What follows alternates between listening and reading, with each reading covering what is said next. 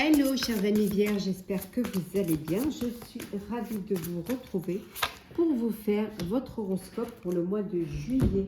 Je voulais vous remercier pour votre présence et votre fidélité. Souhaitez également la bienvenue aux nouveaux abonnés. Je vous rappelle que c'est un tirage général. Vous prenez vraiment ce qui résonne en vous. Bien évidemment que ça ne parle pas à tout le monde, mais vous pouvez toujours aller voir les vidéos concernant votre ascendant, votre signe lunaire solaire pour la compléter, ou si celle-ci ne vous parle pas, bien évidemment. Alors, hop. Donc, la tendance du mois de juillet, votre énergie à vous pour ce mois de juillet, l'aspect positif, le challenge, le défi, le professionnel, matériel et financier, le sentimental. Hop. Alors, le sentimental.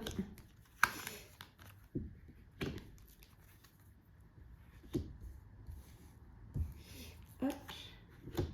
Et un petit message pour clôturer votre horoscope.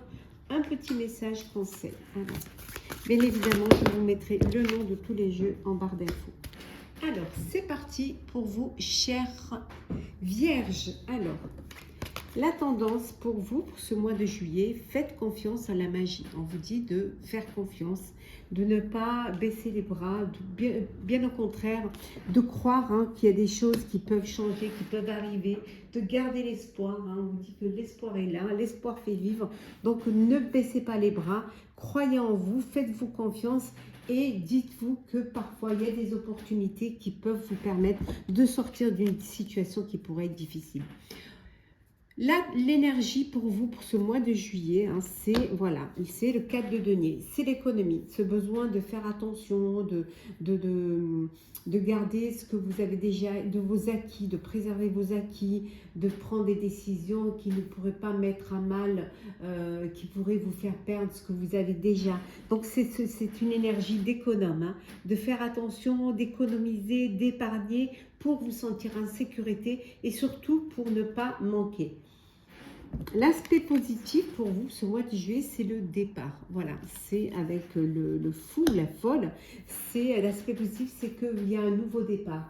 Il y a quelque chose qui va vous permettre d'avancer, d'évoluer, de vous lancer. Même si vous n'avez pas les tenants et les aboutissants, vous avez envie de vous lancer, d'aller vers quelque chose de nouveau.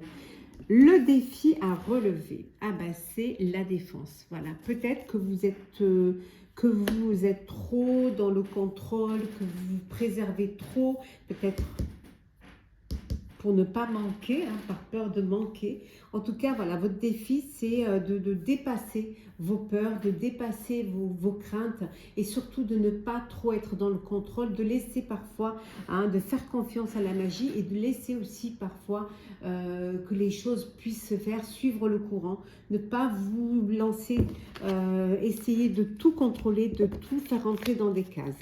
Au niveau professionnel, on a la transformation, le chariot et le 6 d'épée. Il y a une transformation, il y a une évolution, on voit qu'il y a un nouveau départ. Vous clôturez un chapitre pour en ouvrir un autre au niveau professionnel.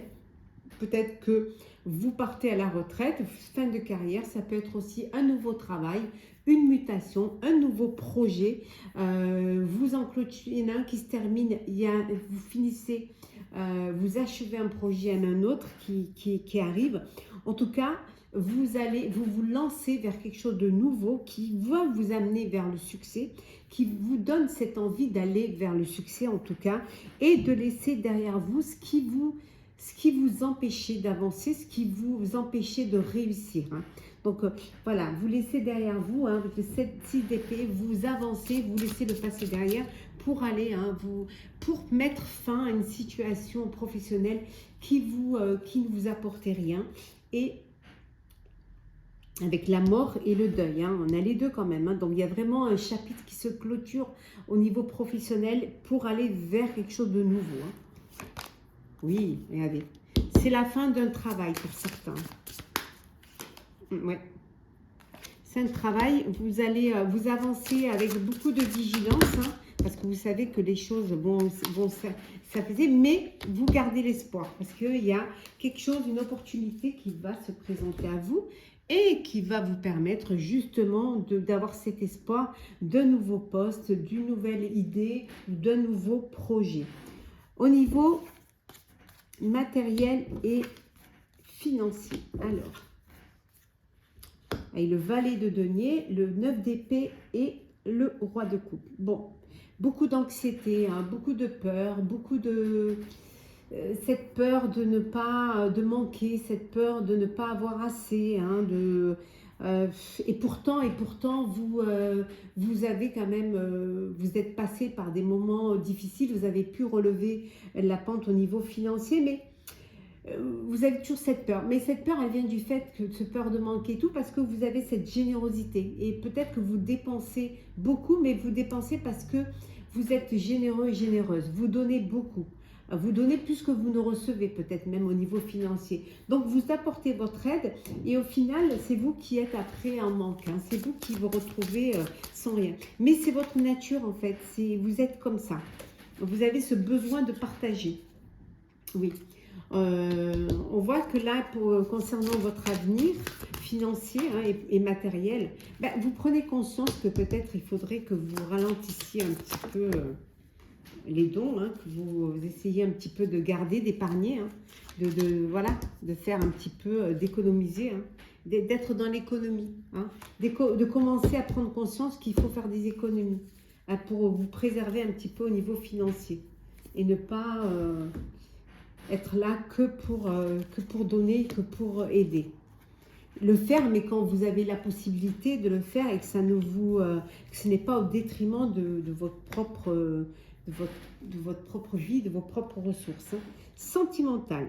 Bon, sentimental, il y a une union, il y a un mariage, il y a un contrat dans l'air, il y a une relation qui va être officielle, hein, vous allez passer à une étape supérieure, vous avez envie de vous unir, hein, et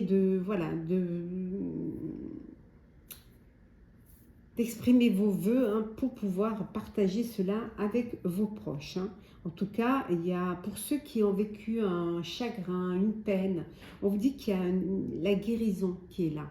Vous allez pouvoir retrouver un équilibre, le calme, la paix, la sérénité. Voilà, vous êtes en phase de guérison et vous allez recommencer à faire confiance en la vie, à faire confiance en l'amour. Hein.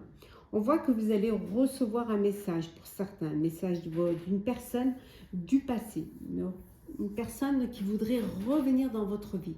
Voilà, et le retour d'un ex ou d'une ex qui commence par des messages et qui voudrait revenir dans votre vie. À vous de savoir si vous voulez redonner une chance à cette relation ou pas. Alors, oui, il y a un déséquilibre là, il y a quelque chose, il y a une confusion. Il y a une confusion peut-être suite à ce retour, hein, ça vous perturbe, mais vous allez pouvoir gérer, vous allez pouvoir tempérer les choses. Hein.